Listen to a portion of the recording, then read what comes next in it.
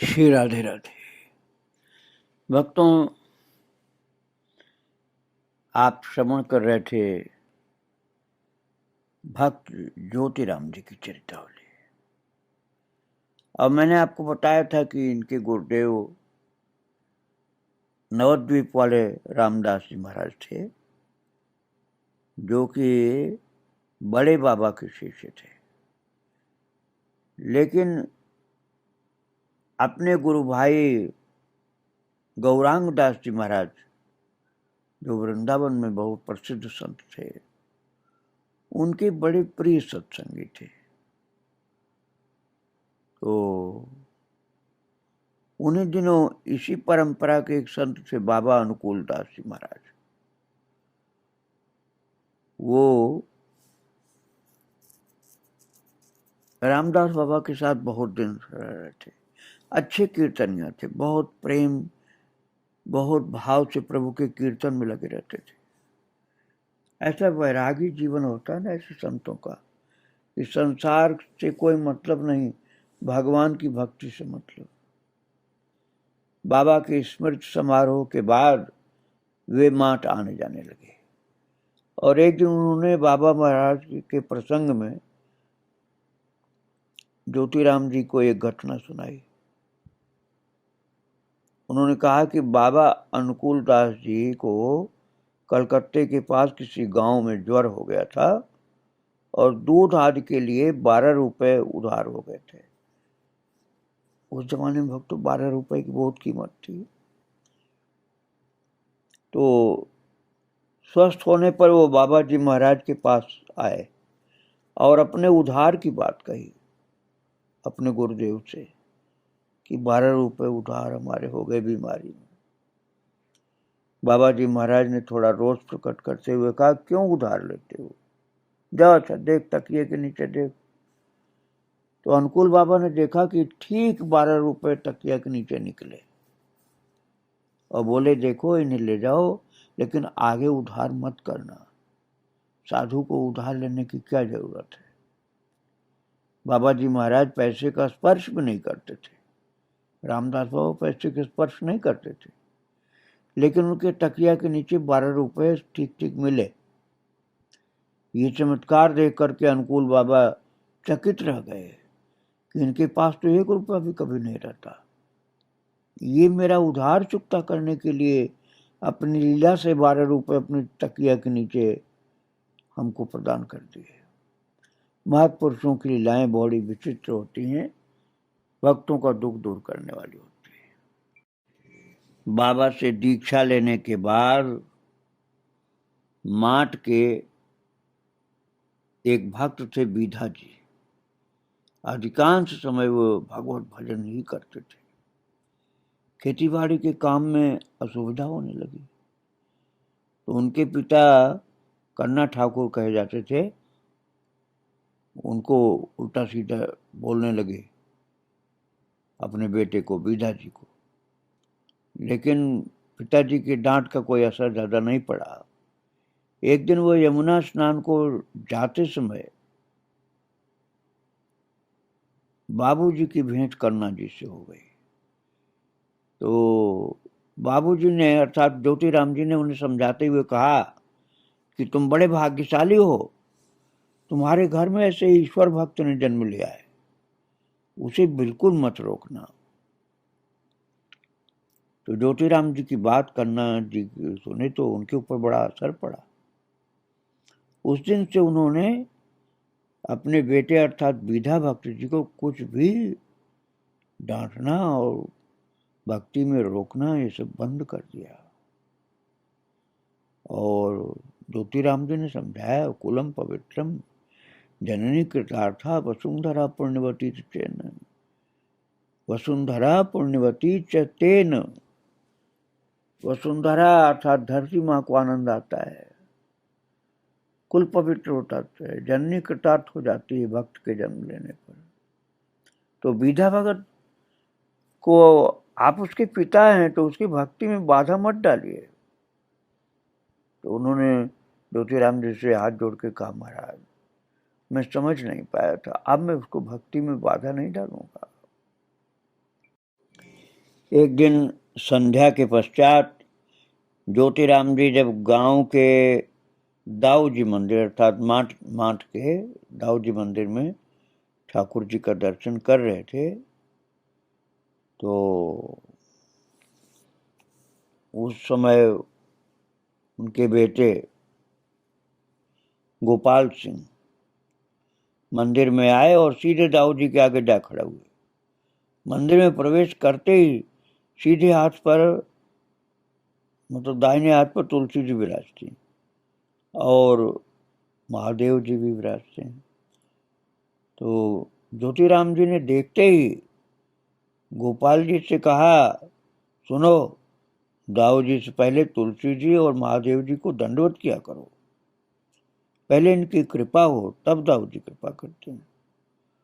उस दिन के बाद गोपाल जी ने इसी क्रम से ठाकुर जी का दर्शन दिया। इस प्रकार से साधकों के हित की बात सदा बताते थे। और ज्योतिराम जी का बेटा कहता है मोहन कि हमारे घर के पास ही सेठ प्रसादी लाल जी रहते थे। बड़े संतोषी और सात्विक व्यक्ति थे। उनके आगे पीछे कोई नहीं था। छोटी सी दुकान थी जिसमें उस सेवा भाव से कुछ ऐसी वस्तुएं रखते थे जो रोगियों के काम में आती अथवा बच्चों के मनोरंजन के खान पान की होती है। उनकी दुकान में दरवाजा तक नहीं था। पूरी तरह से साधु जीवन व्यतीत करते थे। और कभी कभी ज्योतिराम जी के पास आकर बैठ जाते। दोपहर को यमुना स्नान करते, पीने में भी यमुना जल काम में लेते। मोटे मोटे जो रोट होते हैं, अंगे बोलते हैं साधु लोग, तो उन्हीं से कुछ रात के लिए अपना थोड़ा सा प्रसाद पा लेते थे, आग में सिकी हुई मोटी रोटी। रात को सुंदर सुंदर लीला के पद गाते गाते गाते गाते कई घंटे तक गाते, उसके बाद गाते गाते सो जाते। एक दिन ज्योतिराम जी के पास कुछ लोग बैठे सेठ जी के बारे में बातें कर रहे थे। तो किसी ने कहा, सेठ जी की उम्र काफी हो गई है। ज्योतिराम जी बोले, इस बार जाड़े में चले जाएंगे। और ऐसा ही हुआ। बाबूजी इन्हें परमहंस कहा करते थे, ज्योतिराम जी। और लोग तो सेठ जी बोलते थे, लेकिन इनको परमहंस कहते थे क्योंकि इनकी वृत्ति भगवान में ही लगी थी। एक दिन कुछ ईसाई धर्म प्रचारक अपने धर्म के प्रचार के लिए पर्चे बांट रहे थे। तो ज्योतिराम जी बाहर चबूतरे पर घूम रहे थे। उन्हें भी ये पर्चा दिया गया। उसमें लिखा था, निष्पाप होने के लिए बहुत सारी बातें, ऐसे ईसाई की बात। तो बाबूजी ने उसे पढ़कर मुस्कुराते हुए कहा, हम तो निष्पाप हैं ही, हम काहे के लिए इनके पास जाएंगे।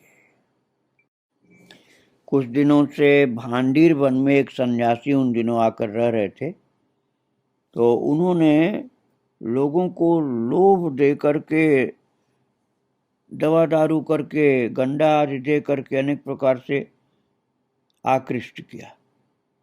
उन्हें विश्वास में लेकर के पैसे भी इकट्ठे करने लगे। एक दिन किसी कार्य से वे कचहरी में आए। लोग उनके बाहरी स्वरूप को देखकर बड़ी श्रद्धा भक्ति दिखाने लगे और उनके पास इकट्ठे हुए। ज्योतिराम जी समझते थे कि वो सन्यासी नहीं, कोई ठग है। वे उनके पास नहीं गए। सन्यासी ने ज्योतिराम जी के विषय में लोगों से कहा कि यह आदमी बड़ा अभिमानी है। बाबूजी को इस बात का पता चला तो बोले, कुछ ही दिन में पता चल जाएगा कैसे सन्यासी हैं। लोगों पर सन्यासी का जादू चढ़ा हुआ था। वे कहते, नहीं बाबूजी, ये बड़ा ऊंचा सन्यासी है। कुछ दिन बाद वो सन्यासी काफी धनराशि बटोर करके रातों रात भाग गया। उसका पता नहीं चला। लोग हाथ मलते रह गए और बहुत से लोगों से, किसी से 500, किसी से 1000 उन जमाने में लिया था महाराज। लोग कहने लगे कि बाबूजी की दृष्टि सच्ची तेज है, वो पहचान लेते हैं कि भक्त कौन है और अभक्त कौन है। अभक्त था वो, भक्ति का ढोंग करके लोगों को ठग करके लेकर पैसे चला गया। तो लोगों ने कहा कि ज्योति बाबूजी आपको कैसे पता चला कि वो भक्त नहीं?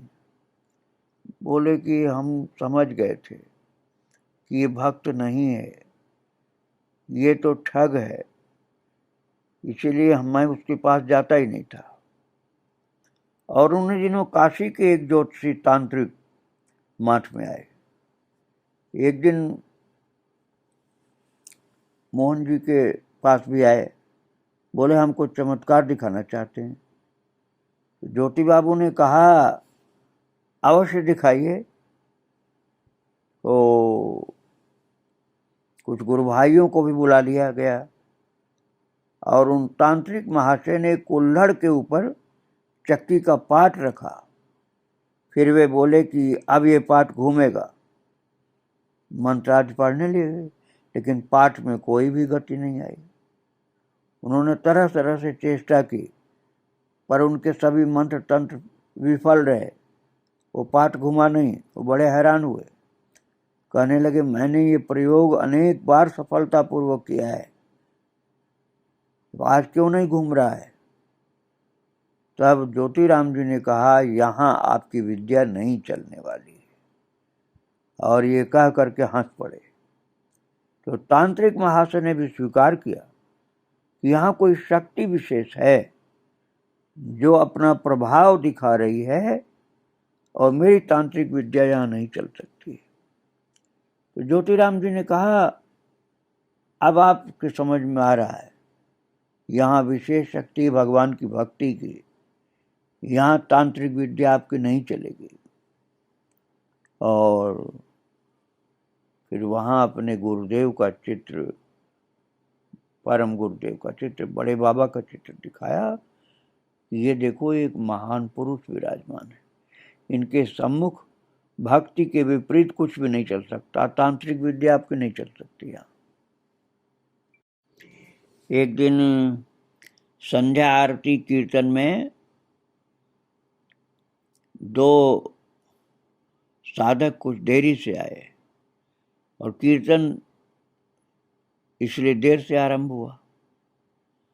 तो कीर्तन के बाद ज्योतिराम जी ने सबसे कहा भजन कीर्तन आदि के समय का ध्यान अवश्य रखना चाहिए, क्योंकि निश्चित समय पर प्रभु प्रतीक्षा करते हैं कि उनकी लीला, उनकी कथा, उनका कीर्तन उसी समय से होना चाहिए जो समय निर्धारित है। देर करने से प्रभु को कष्ट होता है। तो ऐसा संतों ने पहले से जो नियम बनाया है उस नियम का पालन करना चाहिए। भगवान को कष्ट देना भक्ति की बात नहीं होती। भगवान के पास जो नियम किया गया है उस नियम का पालन करना चाहिए। कीर्तन का, कथा का, सत्संग का समय जो है उसके अनुसार ही होना चाहिए वो। और एक दिन पड़ोस के एक ब्राह्मण सज्जन श्री ब्रजो महाराज कहने लगे ज्योतिराम जी तो केवल साधु महात्माओं को ही भोजन कराते हैं, हम ब्राह्मणों को नहीं जिमाते। ये उन्होंने हंसी में कहा था, पर ज्योति बाबू ने इसे गंभीरता से लिया और कहा नहीं, ऐसी बात नहीं है, मुझे तो ब्राह्मणों के प्रति पूरी श्रद्धा है। तो ज्योति बाबू ने तुरंत ही ब्राह्मण सेवा का निश्चय किया। एक दिन गांव के लगभग 15-20 ब्राह्मणों को आमंत्रित किया गया और खीर आदि की सुंदर व्यवस्था की गई। ब्राह्मणों ने बड़े प्रेम से तृप्त होकर भोजन किया और ज्योति बाबू को आशीर्वाद दिया। तो ज्योति बाबू ने रोली चावल से सबके तिलक किए, दक्षिणा दी और चरण स्पर्श किए, उनको संतुष्ट किया। वास्तव में ज्योति बाबू का प्रेम भगवान के भक्तों से था, संतों से था। गुरुदेव, उनके शिष्य, उनके गुरुजन और महान महान वैरागी और सन्यासी संत जो भगवान की भक्ति में लगे थे उनसे प्रेम था। ब्राह्मणों से भी प्रेम था, उनसे जो भगवान की भक्ति करते थे, और जो भक्ति नहीं करते थे उनसे वो प्रेम नहीं करते थे। सत्य बात तो ये थी। भगवान की चर्चा करना संतों का, भक्तों का स्वभाव होता है। बिना भगवान की चर्चा किए मन को, आत्मा को आनंद नहीं मिलता। और ज्योति बाबू का भी यही स्वभाव था।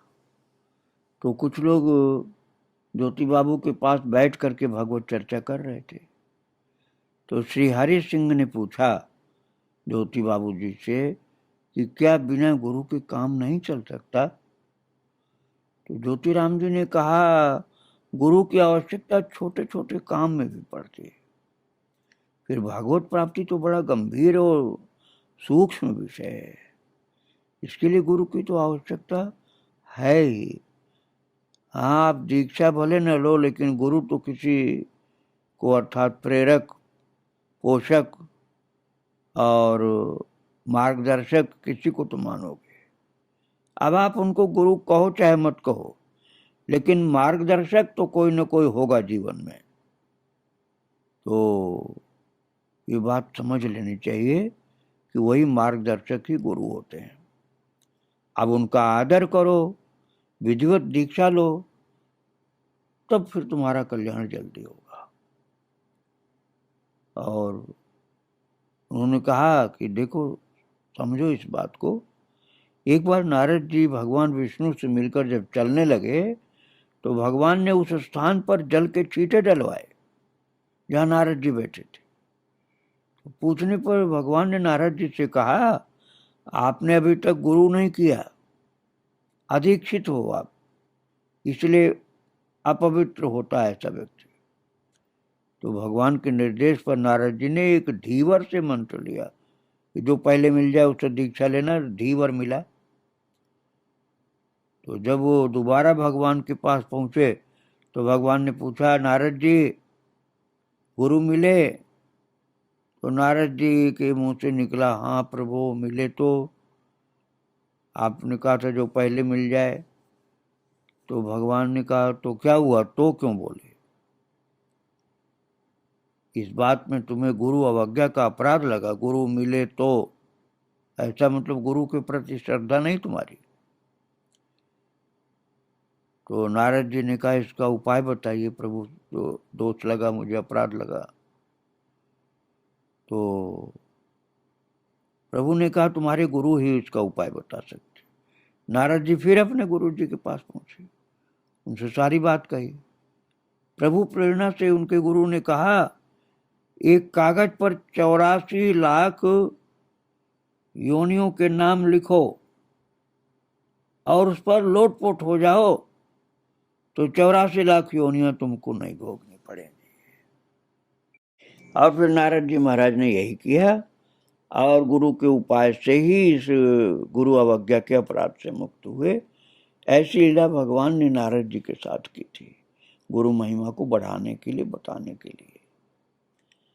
और अब ज्योतिराम जी तो बहुत गुरु भक्त थे, इसलिए ये बात उनको पसंद नहीं आ रही थी कि बिना गुरु जी के कैसे भक्ति हो सकती है।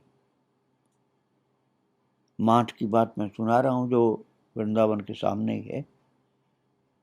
तो उस माठ तहसील के एक चपरासी ने यमुना जी के किनारे स्थित एक कुटिया में रहने वाले एक महात्मा से कुछ अपशब्द बोल दिया।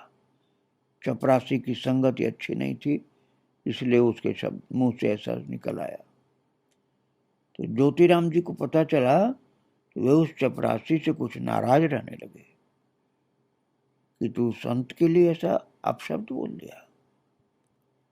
और एक दिन वो चपरासी अपने नाजिर लक्ष्मी नारायण जी के घर कुछ गन्ने का रस दे गया था। उसमें से कुछ रस ले करके लक्ष्मी नारायण जी ज्योतिराम जी के यहाँ आए।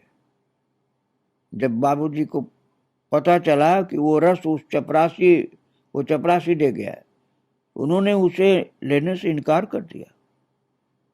ज्योतिराम जी ने कहा, उसने एक महात्मा का अपमान किया है, उसके यहाँ की कोई वस्तु हम नहीं ले सकते हैं।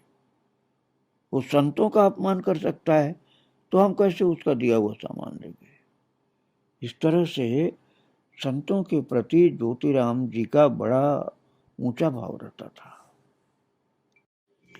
उन दिनों श्री किशोरी लाल शर्मा माठ में पोस्ट मास्टर थे, बड़े मस्त प्रकृति के थे और खूब भजन कीर्तन करते थे, और बीच बीच में ज्योति बाबू के पास आकर के सत्संग भी करते थे। और मैं ये बता चुका हूँ कि ज्योति बाबू वकील थे और ये पोस्ट मास्टर थे, माठ में ही रहते थे ये लोग। तो ज्योति बाबू के विषय में पोस्ट मास्टर जी को पता था, इसलिए इनके पास आकर सत्संग करते थे और बहुत आदर करते थे इनका। तो पोस्ट मास्टर किशोरी लाल शर्मा जी बहुत भजन कीर्तन करते थे। तो एक दिन उन्होंने जो ज्योतिराम जी के पुत्र लोग, उनसे कहा कि मुझे निताई गौर नाम अच्छा नहीं लगता है। तो उनके बेटों ने फिर ज्योति बाबू से कहा ये बात कि पोस्ट मास्टर साहब भजन कीर्तन तो खूब करते हैं, लेकिन निताई गौर नाम उनको नहीं समझ में आता, क्यों वो जानते नहीं है, इसलिए उनको नहीं अच्छा लगता। तो ज्योति बाबू दुखी हुए, बोले अच्छा, मैं उनकी अकल ठीक करूंगा। दूसरे दिन शाम को ज्योतिराम जी चबूतरे पर बैठे थे कि पोस्ट मास्टर साहब माला झोली हाथ में लिए हुए उधर से निकले। बात यह भक्तों के भगवान राम और कृष्ण को तो अधिकतर भारत की जनता जानती है, लेकिन महाराज निताई गौर को हर आदमी नहीं जानता। निताई गौर को सत्संगी लोग ही जानते हैं। तो पोस्ट मास्टर जो किशोरी लाल शर्मा वैसे तो भक्त आदमी था, खूब भजन कीर्तन करता, लेकिन निताई गौर की बात उसको पसंद नहीं आती थी। तो ज्योतिराम जी को जब ये मालूम हुआ तो उन्होंने सोचा कि इनका सुधार करना। तो पोस्ट मास्टर साहब माला झोली हाथ में लिए हुए उधर निकले जिधर ज्योतिराम जी बैठे थे। तो ज्योति बाबू ने कहा, आपको भजन में सुख होता है? शायद नहीं होता, क्योंकि जब तक हृदय में द्वेष भाव रहता है तब तक भक्ति महारानी कृपा नहीं करती।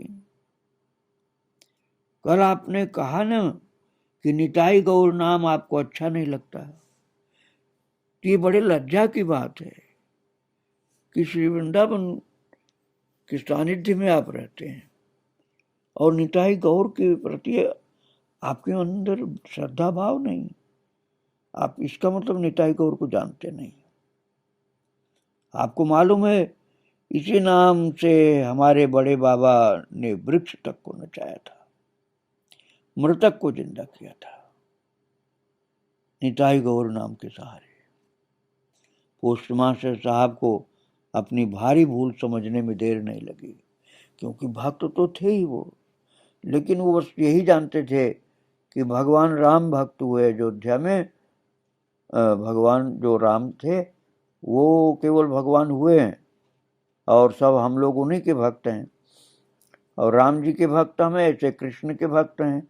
निताई गौर कौन है तो हम जानते नहीं। तो जब उनको समझ में आया, ज्ञान हुआ कि बड़े बाबा जैसे सिद्ध पुरुष निताई गौर नाम के सहारे सिद्ध हुए, तब वो समझ पाए कि जो राम है, जो कृष्ण है, वही निताई गौर है।